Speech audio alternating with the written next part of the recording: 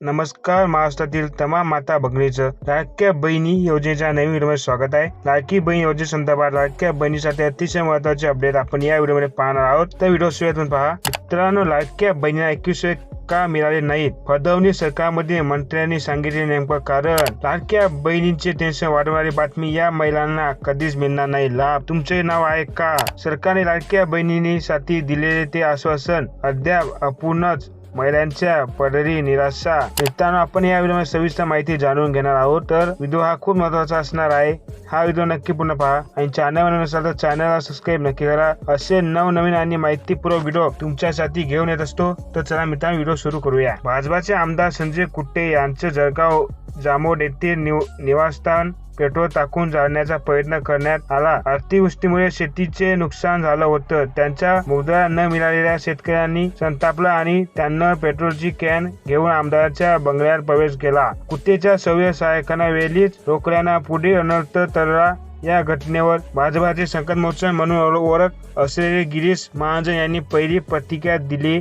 नुकसान भरपाईचे पैसे मिळते, पण आमदाराचे घर जाळावं, त्यांच्या घरावर पेट्रोल टाकावं असं कोणी करू नये, असा महाजनांनी जनतेला आवाहन केलंय. सरकार शेतकऱ्यासोबतच आहे. जेवढा निधी देवेंद्रजीच्या सरकारमध्ये मिळालेला आहे, शेतकऱ्यांना एवढा निधी आतापर्यंत कधी मिळालेले नाही. नुकसान झालं असेल त्या शेतकऱ्यासोबत आम्ही आहोत. त्यांचे पैसे आम्ही तात्काळ देऊ असं आश्वासन देखील त्यांनी यावेळी दिले. दरम्यान लाडक्या बहिणीला 21 रुपये मिळण्याबाबत विचारलं असतं. त्यांनी सांगितलं की 15 रुपये आपण लाडक्या बहिणीला देत आहोत. यापूर्वी तर कोणी देत नव्हतं. ठीक आहे, निवडणुकीच्या काळात आम्ही सांगितलेले होते की 21 आम्ही लाडक्या बहिणीला देऊ निश्चितच. मात्र 1 वर्ष सुद्धा अजून आम्हाला झालेले नाही. 6-7 महिने झाले आहेत. सरकारी थोडी आर्थिक अडचण आहे.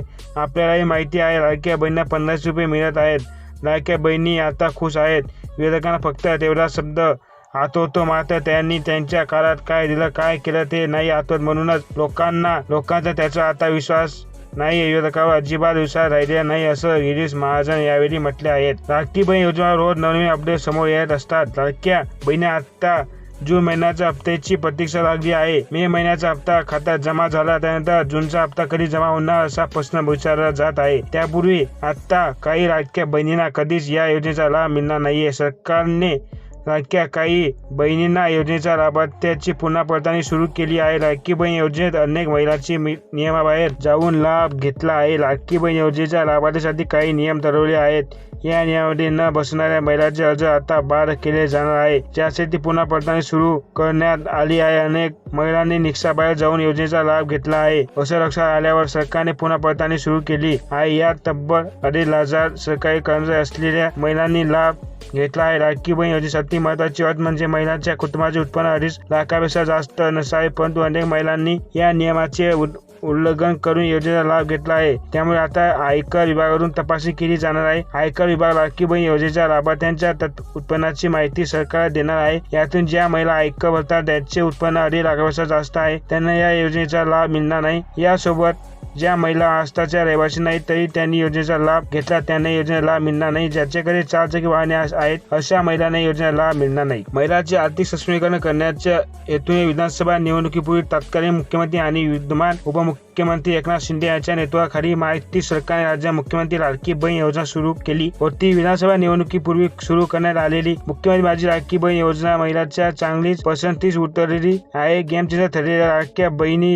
योजनेचे मानधन 1500 रुपयावरून 2100 करण्याची घोषणा केली होती. प्रत्यक्षात मात्र अद्याप 21 रुपये बहिणींना मिळाले नाहीत. उर्वरित बहिणींना आर्थिक पडताळणी केली जात आहे. आता या योजनेचे निकष बदलले असून नव्या निकषात न बसणाऱ्या 110 महिलांनी स्वतःहून माघार घेतली. महिलांचे आर्थिक सक्षमीकरण करण्याचे हेतूने विधानसभा निवडणुकीपूर्वी तत्कालीन मुख्यमंत्री आणि विद्यमान उपमुख्यमंत्री एकनाथ शिंदे यांच्या नेतृत्वातील महायुती सरकारने राज्यात मुख्यमंत्री लाडकी बहीण योजना सुरू केली होती. या योजनेअंतर्गत पात्र महिलांना दरमहा 1500 रुपये दिले जात आहे. या योजनेसाठी जिल्ह्यातील 6,40,000 महिला पात्र ठरल्या होत्या. यामध्ये जिल्ह्यातील 110 महिलांनी स्वतःहून योजनेतून माघार घेत असल्याचे पत्र महिला व बालविकास अधिकाऱ्यांना दिले.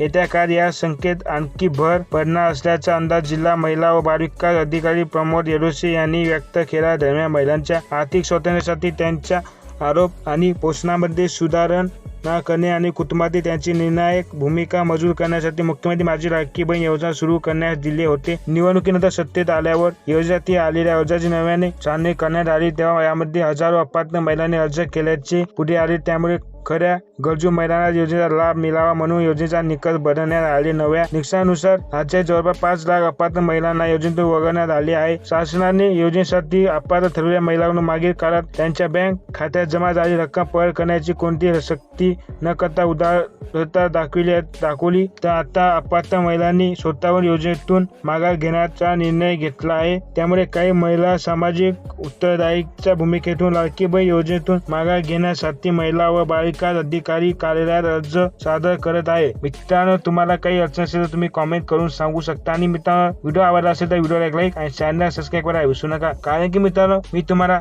छोटी आणि मोठी अपडेट देत असतो, त्यामुळे तुम्ही चॅनलला सबस्क्राईब नक्की करा. तर मित्रांनो, भेटूया पुढच्या व्हिडिओमध्ये. तोपर्यंत नमस्कार.